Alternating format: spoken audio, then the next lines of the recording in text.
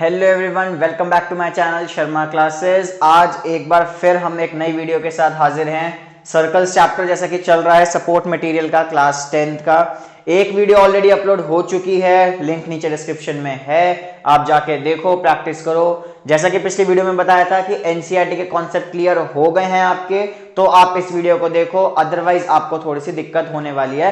हालांकि इतनी दिक्कत नहीं होगी क्योंकि हर क्वेश्चन में मैं हर कॉन्सेप्ट को डिस्कस कर रहा हूं और रिवाइज करवाता जा रहा हूं आप लोगों के।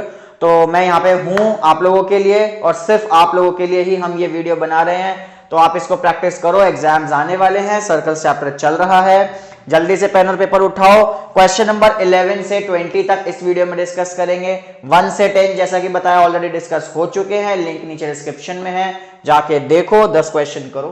ठीक है, 11 शुरू करते हैं। पेन और पेपर निकालो फटाफट से, जल्दी से निकालो, शुरू करते हैं। तो आज का पहला क्वेश्चन, क्वेश्चन नंबर 11।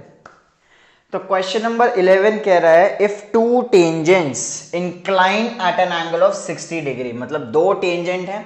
तो पहले तो मेंशन कर देते हैं क्वेश्चन नंबर 11, दो टेंजेंट है। टेंजेंट है तो मतलब सर्कल तो जरूर होगा।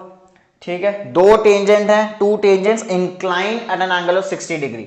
अब दो टेंजेंट अगर इंक्लाइन है, इंक्लाइन का मतलब एंगल बना रही हैं, दो टेंजेंट के बीच में 60 डिग्री का एंगल बन रहा है। ठीक है, टू टेंजेंट्स इंक्लाइंड होगी 60 डिग्री पे। Drawn to a circle of radius 3 centimetre. Centre होगा सर्कल का, रेडियस होगा सर्कल का जो कि हमें दे रखा है 3 सेंटीमीटर। ठीक है, 3 सेंटीमीटर के हमें रेडियस दे दिए। Find the length of the each tangent, यानी हमें इस टेंजेंट की लेंथ निकालनी है। तो हम इसको नाम दे देते हैं ए, बी, ओ और सी। तो हमें इस क्वेश्चन में पता क्या क्या है, पहले तो वो लिख लेते हैं।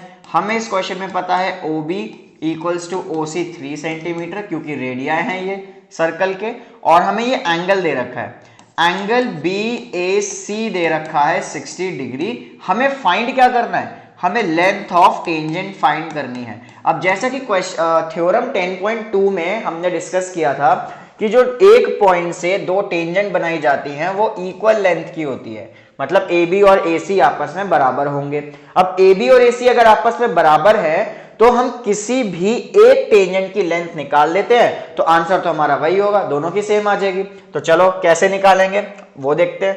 अब हम क्या करेंगे, हम कंस्ट्रक्ट करेंगे, ज्वाइन करेंगे हम ए ओ को। हमने ए और ओ को ज्वाइन कर दिया। अब इससे हुआ क्या, इससे क्या होता है भाई कि ये जो लाइन है ना, ये लाइन इस 60 डिग्री को दो हिस्सों में डिवाइड कर देगी। यानी ये एंगल बन जाएगा आपका 30 डिग्री और ये वाला एंगल बन जाएगा 30 डिग्री। ये ए और ओ को ज्वाइन करने से जो एंगल 60 डिग्री था ये दो पार्ट्स में डिवाइड हो गया।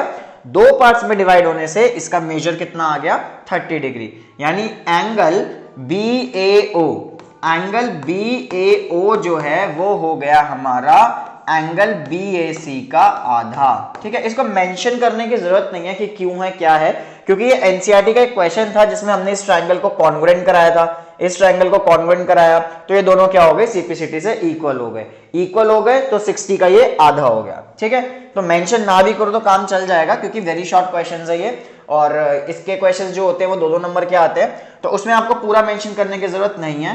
तो आप यहां से लिख देना कि BAC कितना हो जाएगा, 60/2 यानी कि 30 डिग्री हो गया।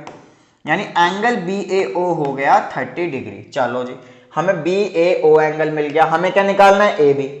हमें निकालना है AB, हमें पता है OB।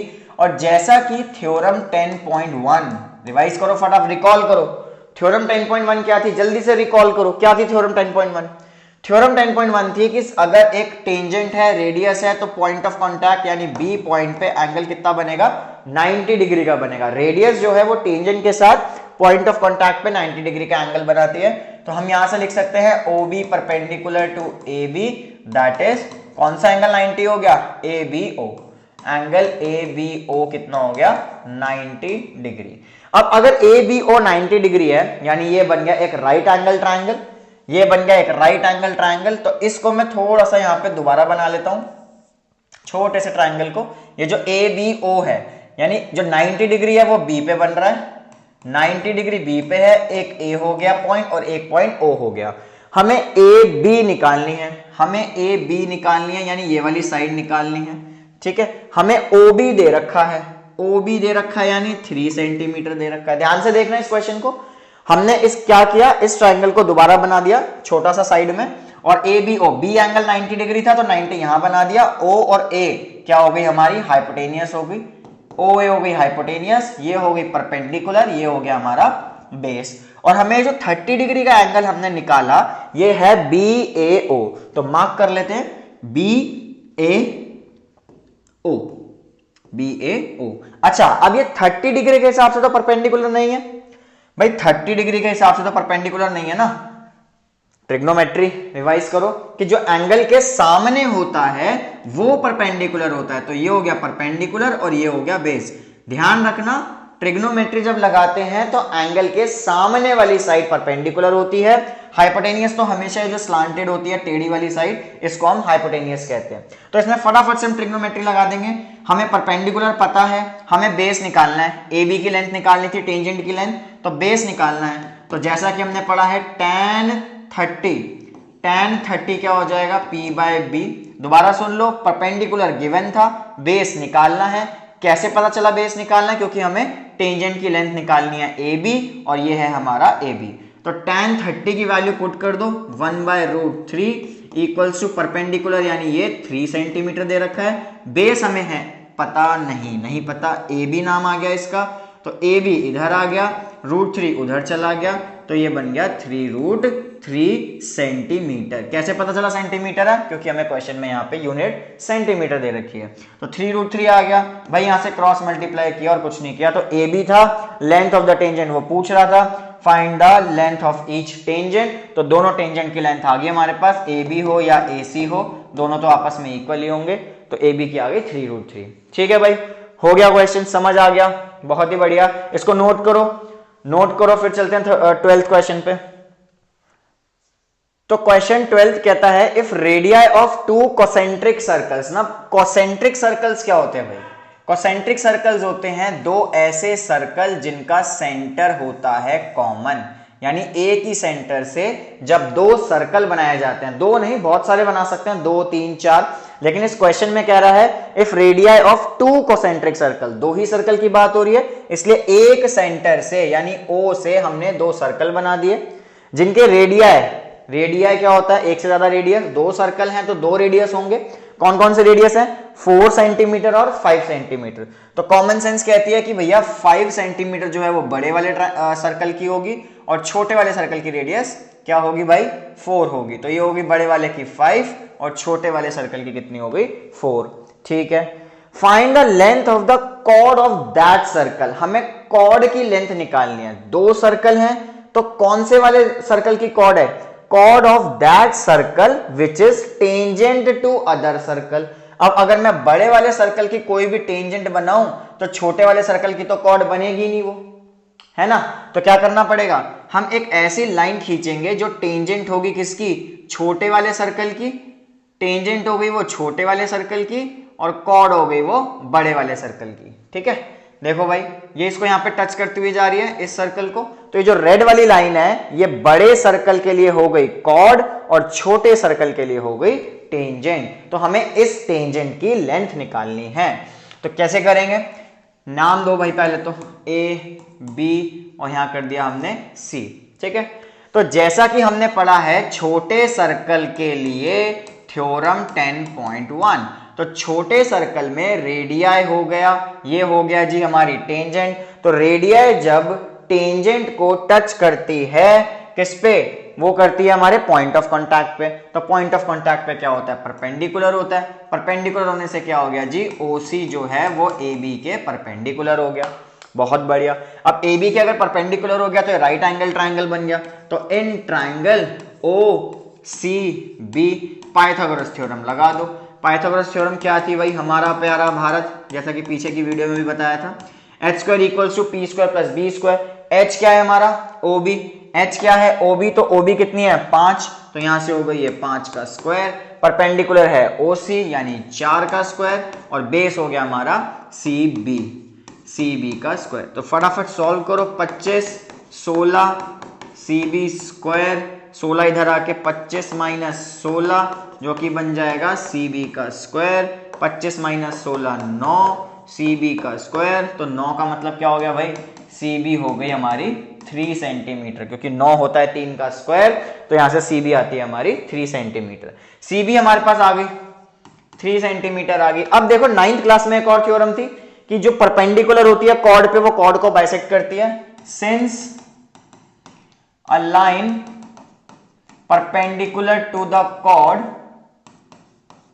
Cord bisect the chord, कोई भी ऐसी लाइन जो परपेंडिकुलर होती है सेंटर इस पे कॉर्ड पे, from the centre, a line perpendicular to the chord bisect the chord from the centre, from centre to chord, यानी सेंटर से कोई भी ऐसी लाइन जो परपेंडिकुलर होगी किस पे, कॉर्ड पे, वो बाइसेक्ट करेगी। Therefore AB is equals to twice of CB। ध्यान से देखो, ये जो AB है पूरी रेड वाली लाइन है वो दो हिस्सों में बढ़ जाएगी, AC और CB, तो दो हिस्सों में बढ़ रही है, तो ये पूरी वाली A से लेके B तक CB का दुगना है, CB का डबल है, और CB हमने अभी निकाली है 3 सेंटीमीटर, तो 2 इंटू 3 यानी कि 6 सेंटीमीटर आ गई हमारी AB की लेंथ, जो कि क्वेश्चन में कह रहा था कि find the length of chord of that circle which is tangent to other circle. हमने इसकी कॉर्ड यानी कि छोटे वाले सर्कल की टेंजेंट निकाल के दे दी, तो यहां से हमारा answer AB equals to 6 centimetre आ गया। तो इसको नोट करो, चलो जी नोट करो। 13 पे चलते हैं। फिर 13 क्वेश्चन है हमारा। तो क्वेश्चन नंबर 13 में हमें दे रखी है एक फिगर में बोल रहा है PQ इज अ टेंजेंट। भाई P से लेके Q तक एक टेंजेंट हो गई, ठीक है जी, दिख रहा है। आउटर सर्कल PR जो है वो इनर सर्कल की टेंजेंट है, PQ जो है वो आउटर सर्कल की टेंजेंट है। PQ हमें दे रखा है 4, P से लेके Q तक हमें दे दिया 4 सेंटीमीटर, O से लेके Q तक हमें दे दिया 3 सेंटीमीटर, ठीक है। OR is equals to 2 centimetre, OR हो गया यहां से 2 centimetre. Find the length of PR, वो P से लेके R तक की इसकी बात कर रहा है भाई, P से लेके R तक की बात कर रहा है। कैसे निकालेंगे, तो बहुत ही आसान है। 90 डिग्री हमें दे ही रखा है, वैसे भी हमें पता है थ्योरम 10.1 की वजह से होती है, तो ये 90 दे रखा है, तो ट्राइंगल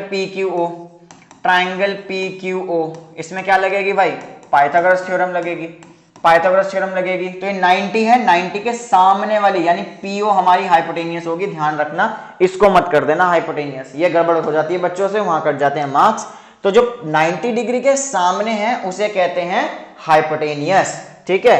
तो जैसा कि हमें पता है पाइथागोरस थ्योरम क्या होती है, h² equals to p² plus b², 90 के सामने वाली है हमारी हाइपोटेनियस, तो PO² इक्वल्स टू परपेंडिकुलर कोई भी, बेस कोई भी, बाकी दोनों साइड में से कोई भी परपेंडिकुलर कोई भी बेस, तो ये OQ हो गया हमारा 3 यानी परपेंडिकुलर, बेस हो गया हमारा 4 यानी बेस, 3 का स्क्वायर 9, 4 का स्क्वायर 16, 25 यानी PO का जो स्क्वायर है वो आ गया हमारे पास 25, 25 किसका स्क्वायर है 5 का, तो ये हो गई 5, तो PO आ गई हमारे पास भाई, बधाई हो, PO आ गई, बहुत बढ़िया, PO आ गई, आधा क्वेश्चन हो गया।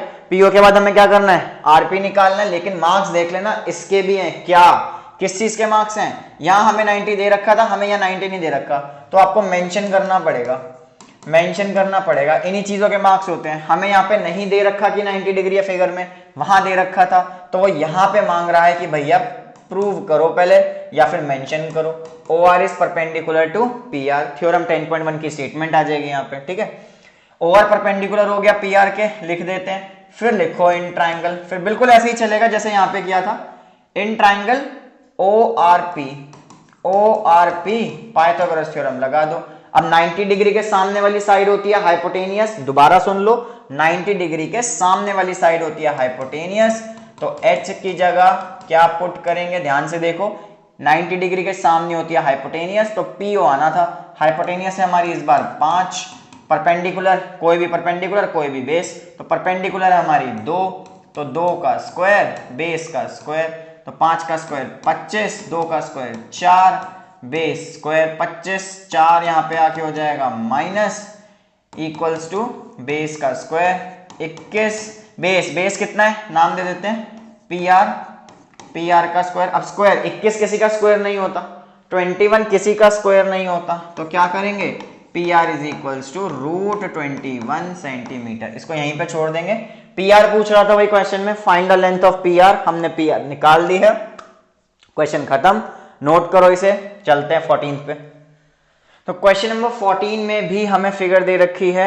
इन the given figure O is the centre, P A and P B are tangents. भाई पी ए और पी बी टेंजेंट है और हमें ए पी बी दे रखा है 40 डिग्री। तो भाई हमें एंगल ए पी बी जो है वो 40 डिग्री दे रखा है। हमसे कह रहा है फाइंड करो angle A Q B. A Q B find करने को बोल रहा है, ये वाला एंगल। ठीक है, ये वाला एंगल निकालना है। तो कैसे निकालेंगे, चलो भाई देखते हैं कैसे निकालेंगे। अब सबसे पहले तो थ्योरम लगेगी 10.1, थ्योरम 10.1 लगेगी। भाई ये 90 डिग्री हो गया। ओ ए जो है वो परपेंडिकुलर हो गया पी ए के। अब पी ए के परपेंडिकुलर हो गया तो कंस्ट्रक्शन से हम क्या करें, कंस्ट्रक्शन से हम इस वाले एंगल को निकाल लेंगे, ये वाले। ठीक है, हमें ये एंगल निकाल लेना है। कैसे निकलेगा ध्यान से देखना।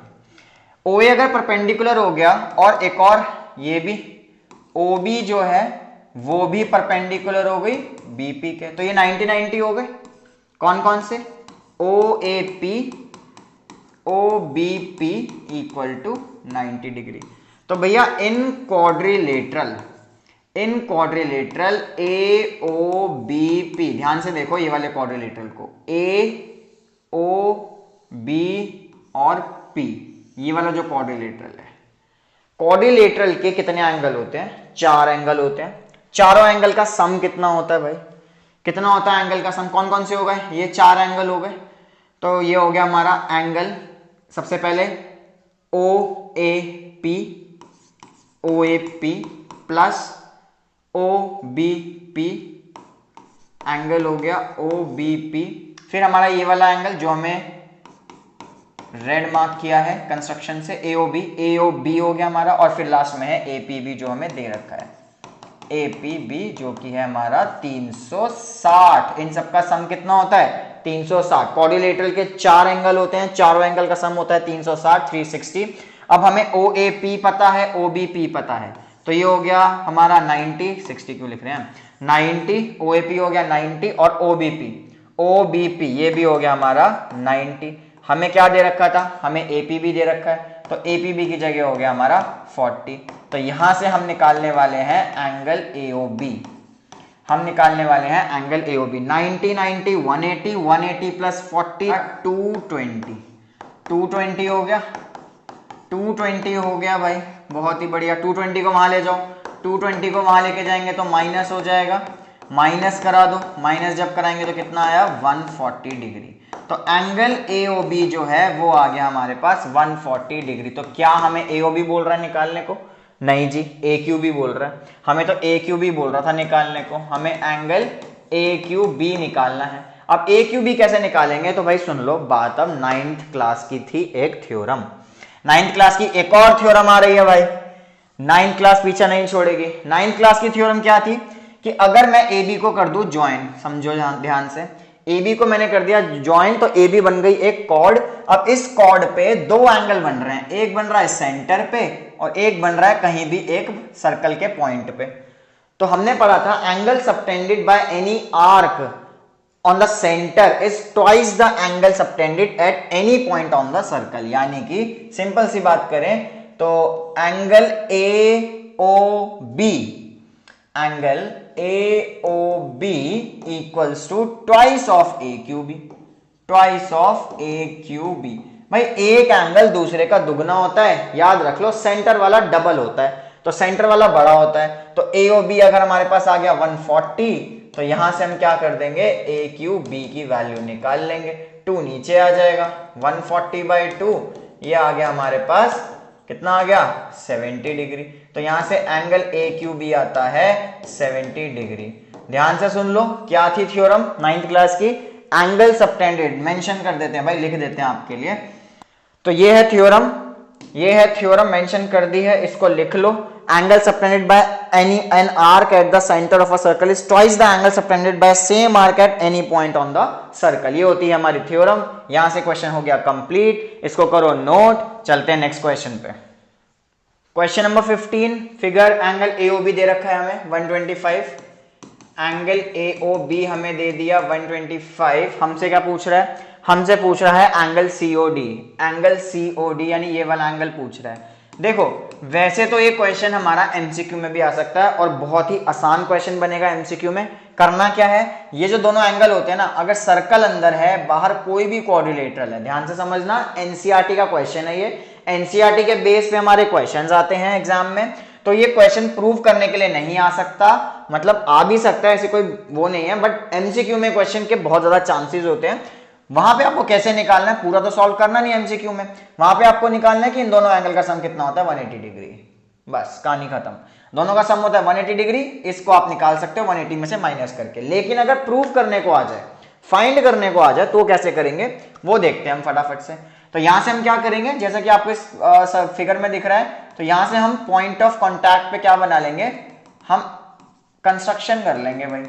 थ्योरम 10.1 की वजह से कंस्ट्रक्शन हो गई, तो नाम क्या दे दें, A B C D E F G H, तो हमने नाम दे दिया ई एफ जी एच। तो जल्दी से हमने कंस्ट्रक्ट कर लिया ओ ई ओ एफ ओ जी और ओ एच। अब ये जो सब हैं, ये सब क्या है, ये पॉइंट ऑफ कांटेक्ट है।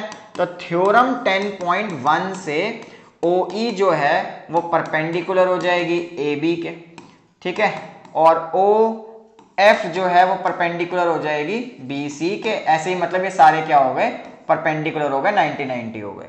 अब जल्दी से इन ट्राइंगल ए ओ ई देखो भाई, ढूंढो इन triangle A O B E A O E, ये वाला triangle, in triangle A O E and triangle A O H and triangle A O H. जल्दी से इन दोनों ट्राइंगल को करा दो कॉन्ग्रुएंट। कैसे कराएंगे, ये दोनों कॉन्ग्रुएंट है, OE और OH क्या हो गए, रेडिया, OH और OE क्या हो गए भाई, रेडिया हो गए, ठीक है जी। और AH और AE आपस में क्या हो गए, इक्वल, AH और AE आपस में हो गए इक्वल, क्यों, 10.2 थ्योरम।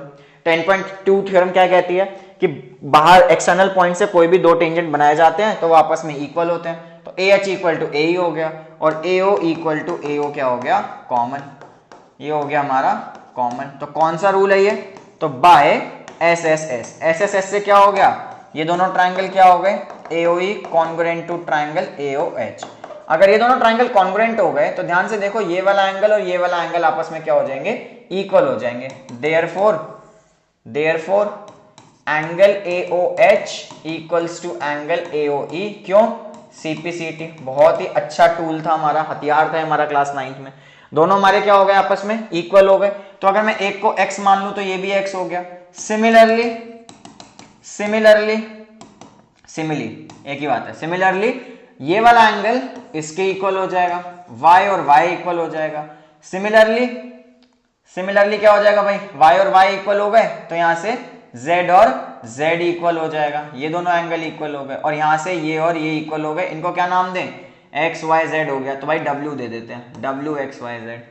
तो ये हो गए हमारे एंगल्स इक्वल। सिमिलरली तो ये x इक्वल्स टू x करा दिया था हमने, सिमिलरली में y इक्वल्स टू y हो गया, z is equals to z हो गया, और यहां से W is equals to W आ गया। बिल्कुल ऐसे ही करना है, ट्राइंगल आपको कॉन्वेंट कराने हैं और ये दोनों एंगल इक्वल हो जाएंगे। अब क्या होगा, अब आप ध्यान से देखो, ये सारा का सारा जो ये जंजाल बन गया है, पूरा मकड़ी का जंजाल बन गया है, ये सारा मिला के क्या हो जाएगा, ये हो जाएगा 360। ध्यान से देखो, ये x और x ये दोनों मिला के कितने हो गए, और ये दोनों मिला के हो गया हमारा y प्लस y, ये मिला के हो गया, यहां से देखो चलता जा रहा है सर्कल, z प्लस z और w प्लस w, ये सारा मिला के हो गया 360। तो x plus x, y plus y, z plus z, w plus w, सब में क्या हो जाएगा 2x plus 2y plus 2z plus 2w equals to 360। 2 common आ जाएगा सब में से, x plus y plus z plus w equals to 360। 2 से कैंसिल हो गया भाई, 360 कैंसिल होके हो गया 180। अब देखो x प्लस y, फिगर में देखो x ये रहा और y ये रहा। x प्लस y क्या था हमारा 125 डिग्री, जो हमें क्वेश्चन में गिवन था। x और y ये दोनों मिला के पूरा बन गया, ये कितना है 125। तो इस x प्लस y की जगह हम लिख देंगे 125 और z प्लस w ऐसे ही रहेगा। अब z प्लस w को यहीं रखो, 125 को वहां ले जाओ, z प्लस w को यहीं रखो, 125 वहां जाएगा, ये हो गया माइनस। तो 180 में इनसे 125, 180 में से 125 करो माइनस, कितना हुआ 125, 5 हो गया 30 और फिर 50 हो 55, तो यहां से आ गया 55 डिग्री। अब देखो Z प्लस W यानी Z और W ये क्या बना रहा है, एंगल COD बना रहा है। तो Z प्लस W की जगह हम क्या लिख सकते हैं, एंगल COD। तो यहां से हो गया angle COD is equals to 55 degree. देखो जैसा मैंने कहा था सामने वाले एंगल क्या बनाते हैं, 180 डिग्री बनाते हैं। ये आपका क्वेश्चन सेम क्वेश्चन आपका एनसीईआरटी में भी है, बट वहां आपको प्रूव करना है कि ये दोनों एंगल क्या है आपस में 180 डिग्री है। तो उस क्वेश्चन के कॉन्सेप्ट को यूज करके क्वेश्चन आ गया जी एंगल निकालो। तो रहा तो आपका एनसीईआरटी बेस्ड ही ना, इन्हीं को कहते हैं एनसीईआरटी बेस्ड क्वेश्चन। क्वेश्चन आपके एनसीईआरटी से ही आया है बट थोड़ा सा उन्होंने मॉडिफाई कर दिया। ठीक है, चलो नोट करो इसको, सीओडी पूछ रहा था निकाल लिया हमने। आगे चलते हैं 16th क्वेश्चन पे। 16th क्वेश्चन है, दो टेंजेंट दे रखे हैं टीपी टीक्यू, एक हमें एंगल दे रखा है एंगल PQT 60 डिग्री। क्या फाइंड करना है जी, फाइंड करना है एंगल OPQ यानी OPQ, हमें ये वाला एंगल फाइंड करना है। बहुत आसान क्वेश्चन है, बहुत ही आसान क्वेश्चन है। TQ आपका क्या है, टेंजेंट है, OP क्या है, रेडियस है। तो भैया टेंजेंट और रेडियस मिलके क्या बनाते हैं, वो बनाते हैं थ्योरम 10.1। थ्योरम 10.1 यानी कि परपेंडिकुलर हो गए आपस में। अब परपेंडिकुलर हो गए तो एंगल OQT यहां से हमारा कितना, एंगल OQT आ गया यहां से 90 डिग्री। तो भैया ये PQ नहीं है, TQ है, P तो वहां है, TQ। तो OQ और TQ क्या है आपस में, परपेंडिकुलर है, यानी एंगल OQT क्या बनाएगा 90 डिग्री। तो ये वाला एंगल हो गया 90 डिग्री। अब ये जो OQT है इसके दो हिस्से हो सकते हैं। इस PQ लाइन ने इसको दो हिस्सों में बांट दिया, देखो ध्यान से, एक तो ये रहा और ये एक ये रहा। तो यानी OQT को हमने स्प्लिट कर दिया एंगल OQP में और PQT में। क्यों किया, ताकि हमारा यहां से OQP निकल जाए। PQT कितना दे रखा है हमें यहाँ पे 60 डिग्री, ये 60 हो गया, 60 उधर जाएगा माइनस होगा, एंगल OQP आ गया। पूछ क्या रहा है भाई, OQP पूछ रहा है ना, हमसे क्या पूछ रहा है, OPQ पूछ रहा है, OQP नहीं पूछ रहा। लेकिन ध्यान से देखो OQ और OP आपस में क्या है भैया, रेडियाई हैं, दोनों ही आपस में इक्वल हैं। OQ और OP क्या है आपस में, इक्वल हैं, क्योंकि दोनों रेडियस हैं सर्कल के, रेडियाई हैं। और अगर दो साइड इक्वल हैं, दो साइड इक्वल हैं तो उनके सामने वाले एंगल भी इक्वल होंगे। तो OQ के सामने आपका एंगल है OPQ, OPQ और OP के सामने आपका एंगल है OQP, OQP। क्यों है भाई दोनों इक्वल, 9th क्लास भाई, सर्कल चैप्टर में 9th क्लास की बहुत सारी थ्योरम लगेंगी, ठीक है, इसलिए इतनी सारी थ्योरम पढ़ाई थी 9th क्लास में। तो OPQ यानी ये वाला एंगल जो है इसके इक्वल हो जाएगा OQP के। Angles opposite to equal sides are equal. ये आपको सुना सुना सा लग रहा होगा कुछ, ठीक है। तो दो एंगल आपस में इक्वल होते हैं जब दो साइड इक्वल होती हैं। तो OPQ एंगल किसके इक्वल है, OQP के, और हमने यहां से OQP एंगल निकाला है 30 डिग्री, तो OPQ भी आ गया 30 डिग्री। यही हमें क्वेश्चन पूछ रहा था कि OPQ निकालो, यहां से हमारा आ गया 30 डिग्री। खत्म क्वेश्चन, खत्म। आसान है, ज्यादा मुश्किल क्वेश्चन नहीं है, बस आपको 9th की थ्योरम्स याद रखनी है और 10th की दो थ्योरम याद रखनी है, ठीक है।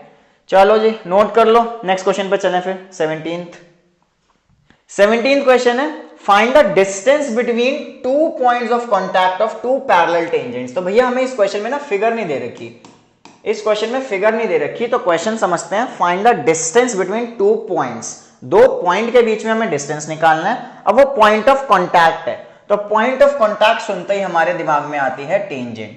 तो दो पॉइंट ऑफ कांटेक्ट है टू पैरेलल टेंजेंट के, भाई दो पैरेलल टेंजेंट है, एक ये रही एक ये रही। हमने दो टेंजेंट बना ली जो कि क्या है आपस में पैरेलल है। तो AB और CD, हमें क्या पता है कि भैया AB और CD आपस में क्या है, पैरेलल है, ठीक है। To a given circle of radius 9 centimetre, radius दे रखा है मतलब सेंटर होगा, सेंटर होगा उसका O, तो यानी सेंटर से रेडियस आ गया हमारे पास 9 सेंटीमीटर। तो हमें दे रखी है A B parallel to C D. तो अब क्या करेंगे, अब अगर हमें ए बी और सी डी पैरेलल दे दी तो भैया हमें यहां से दिख रहा है कि ओ एम जो है वो रेडियस है, ओ एन जो है वो रेडियस है, ये 9 और ये 9, इन दो पॉइंट के बीच में पूछ रहा था, ओ एम और ओ एन नाम दे दिया हमने। तो बहुत ही आसान है, वो एम एन पूछ रहा है आपसे, एम एन पूछ रहा है तो O M plus O N हो जाएगा। ओ एम कितना हो गया 9, ओ एन कितना हो गया 9, यहां से आ गया 18 सेंटीमीटर। बहुत ही आसान क्वेश्चन है भैया, एमसीक्यू क्वेश्चन बनेगा ये क्वेश्चन भी एमसीक्यू बनेगा। आपसे दो पॉइंट के बीच का डिस्टेंस पूछ रहा था जो कि पॉइंट ऑफ कांटेक्ट थे, तो ये रहे दो point of contact such that they are parallel.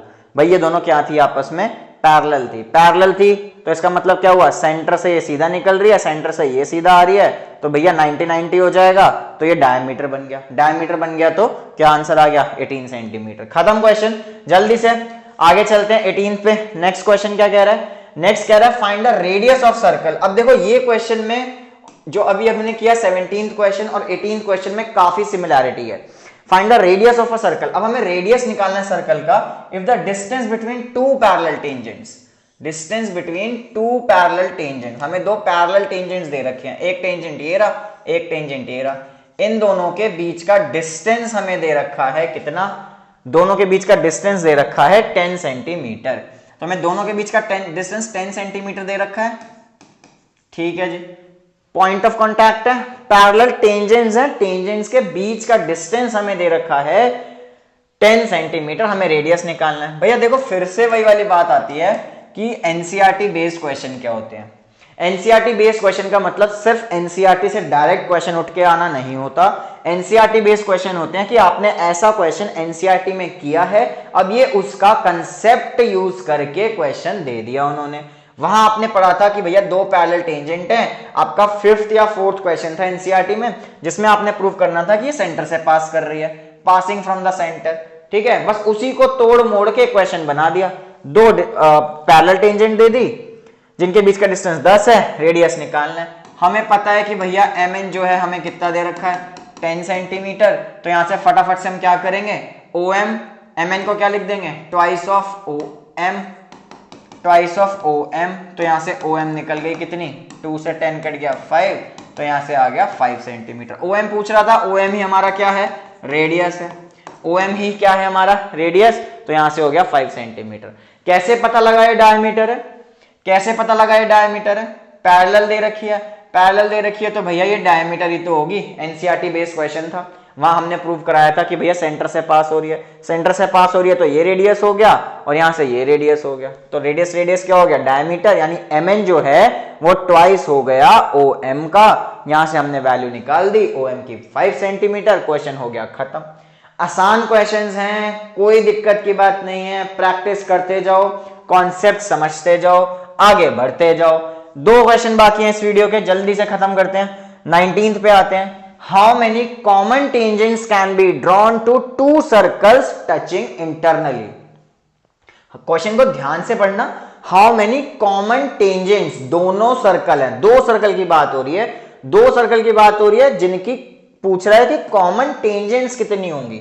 भैया एक सर्कल ये बन गया, एक सर्कल ये बन गया, ध्यान से देखना, ये 2 सर्कल बन गए, दोनों सर्कल है, कोसेंट्रिक नहीं बोला हुआ, ध्यान रखना, बस 2 सर्कल्स बोला है। How many common tangent can be drawn to 2 circles touching internally, यानी अंदर ही उस सर्कल आपस में क्या कर रहे हैं, टच कर रहे हैं। अब इनकी कितनी टेंजेंट बन सकती है, इनकी तो भैया एक ही टेंजेंट बनेगी, तो इसका आंसर हो गया 1, ONE1, तो 1 टेंजेंट बनेगी दोनों की कॉमन टेंजेंट। ऐसे 2 सर्कल जो इंटरनली टच कर रहे थे। क्वेश्चन नंबर 19 होता है खत्म। तो भैया शॉर्ट आंसर का एक और कर लेते हैं 20, क्योंकि जैसा कि कहा था हमने कि इस वीडियो में हम 20 क्वेश्चन को डिस्कस करेंगे। तो लास्ट क्वेश्चन है क्वेश्चन नंबर 20, इसको भी खत्म करते हैं फटाफट से। If diameters of 2 concentric circles, देखो यहां मेंशन कर दिया कोसेंट्रिक सर्कल्स, तो हम बना लेंगे 2 कोसेंट्रिक सर्कल्स। कोसेंट्रिक सर्कल्स मतलब कॉमन सेंटर। डायमीटर्स दे रखे हैं D1 और D2, कंडीशन मेंशन है D2 is greater than D1, D2 जो है वो D1 से बड़ी है, और बड़ी डायमीटर किसकी होगी, बड़े सर्कल की होगी। तो यानी यहां से लेके यहां तक ये पूरा आ गया हमारे पास D2, तो A B ये हो गया हमारे पास O, तो ए बी हमें दे दी D1, तो यहां से AO आ गया हमारे पास D1/2, क्योंकि रेडियस हो जाएगी। ठीक है, ए बी आ गया था D2, अब D1 की बात कर रहा है। अब अगर D1 की बात कर रहा है तो यहां से ये जो है इसको नाम दे दिया हमने MN, तो MN जो है वो D1 है। छोटे सर्कल की डायमीटर हमें D1 दे रखी है, तो यहां से हमारे पास ON आ गया, ON आ गया D1/2। आगे चलते हैं। C is the length of chord of bigger circle, बड़े सर्कल की जो कॉर्ड है उसकी हमें लेंथ दे रखी है। अब कॉर्ड यहीं से ही क्यों गई भैया, ये भी तो कॉर्ड है, ये भी तो कॉर्ड है, लेकिन हमें क्या कंडीशन गिवन है, which is tangent to smaller circle, ऐसी कॉर्ड जो छोटे सर्कल की क्या हो, टेंजेंट हो। इसलिए मैंने इसको AN से पास होती हुई यहां पे मैंने AP कर लिया, इसको P कर लेते हैं। तो AP हो गई कॉर्ड बड़े सर्कल की जो कि टेंजेंट है छोटे सर्कल की, और उसकी लेंथ हमें दे रखी थी AP की लेंथ हमें दे रखी थी C। और जैसा कि हमने अभी एक पीछे क्वेश्चन में किया था, कौन से क्वेश्चन में किया था भैया, हमने किया था यहां पे कि भाई परपेंडिकुलर जो होती है वो बाइसेक्ट करती है यहां पे कॉर्ड को। कहां है कहां है कहां है, ये रहा, since a line perpendicular from the centre to a chord bisect the chord. हमने एक थ्योरम पढ़ी थी कि सेंटर से जो कॉर्ड पे लाइन होती है वो बाइसेक्ट करती है। तो सेम कॉन्सेप्ट को अगर हम यूज करें, सेम कॉन्सेप्ट को अगर हम यूज करें यहां पे इस वाले क्वेश्चन में, तो हम देखेंगे कि जो AN है और NP है वो आपस में इक्वल हो जाएगा, AN और AP इक्वल हो जाएगा, तो AN इज AP का आधा, यानी AN हो गया C/2। ठीक है, बाइसेक्ट करती है, AN हो गया C/2। अब हमें क्या प्रूव करने को कह रहा है, प्रूव करने को कह रहा है D2 का square equals to C² plus D1। अब इसको देख के आपको क्या समझ आ रही है, पाइथागोरस थ्योरम। कैसे, क्योंकि ON क्या है, परपेंडिकुलर होगी, क्योंकि हमें क्वेश्चन में गिवन था, तो टेंजेंट बोली थी उसने, तो टेंजेंट और रेडियस मिलके क्या बनाते हैं, थ्योरम 10.1 बनाते हैं। परपेंडिकुलर हो गया, एंगल ONA 90 डिग्री हो गया, तो पाइथागोरस थ्योरम लगा दो, in triangle ONA Pythagoras theorem लग जाएगी। पाइथागोरस थ्योरम लगाइए भैया, 90 के सामने वाली साइड क्या होती है, 90 के सामने होती है हमारी हाइपोटेनियस, यानी h² equals to P² plus B²। तो यहां से h हाइपोटेनियस होगी हमारी OA, परपेंडिकुलर हो गई हमारी PN, और बेस हो गया हमारा यहां से AN। तो हमने इनकी नेमिंग लिख दी है, वैल्यूज डाल दो। OA ये रहा भाई, OA OA OA OA देख ले, ठीक है, OA दे दिया हमें D1/2 का स्क्वायर।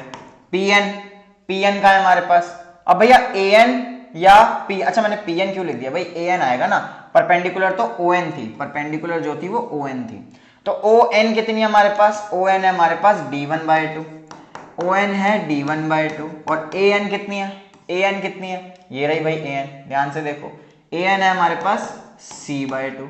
स्क्वायर कर दो, D1 का square upon 4 equals to D1 का स्क्वायर अपॉन 4, तो OA कितनी थी भाई, D1, ये भी D1, ऐसे कैसे हो सकता है, हमने क्या गड़बड़ करी है, हमने D2 नहीं लिखा भैया, AB में D2 आएगा, ओहो इतनी देर से गड़बड़ है, D2, ठीक है, तो यहाँ D2 आएगा, कोई नहीं, मेंशन कर दो, करेक्ट कर लो इसको, D2, तो D2 का स्क्वायर बाय 4, D1 का स्क्वायर बाय 4 प्लस C²/4।